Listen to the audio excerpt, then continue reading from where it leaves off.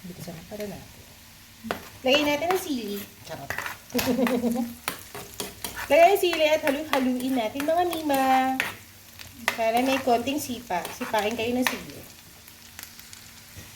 Okay. Next. Pag ganyan na siya, wag naman yung sunog. Nasunog yung akin.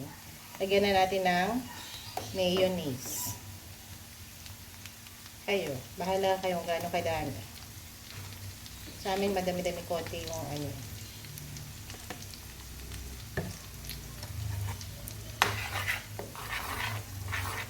Pwede na yung sabay ito eh.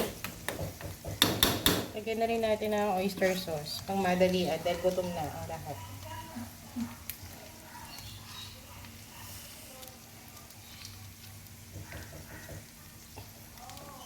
Tensiometer ha. Bahala kayo kung ilang oyster sauce or ilang mayonnaise ang ilalagay nyo.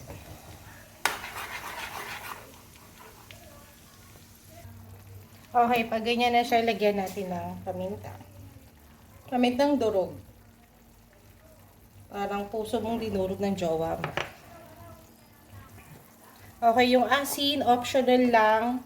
Depende sa panlasa nyo. Sa akin, okay na to. Okay na yung lasa niya. Kasi maalat yung oyster sauce eh. So, susuporta ng asin. Depende sa inyong panlasa. Okay, hindi ko na napakita na hinalo ko siya. Yan, hanggang ma-coat na siya, okay na siya. Sa akin, okay na yung lasa. Kayo, bahala kayo gusto nyo maglagay pa ng mayonnaise. Sa akin, okay na to. Para hindi nakakaumay. Okay? Perfect to sa mga nagkikito diet.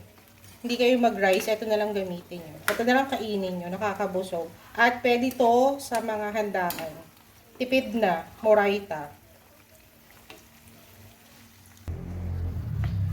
Okay, luto na ito.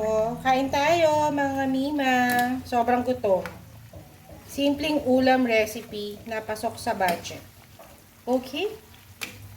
Happy lunch, everyone! Ito na ating finished product na sisig tofu. Enjoy lunch!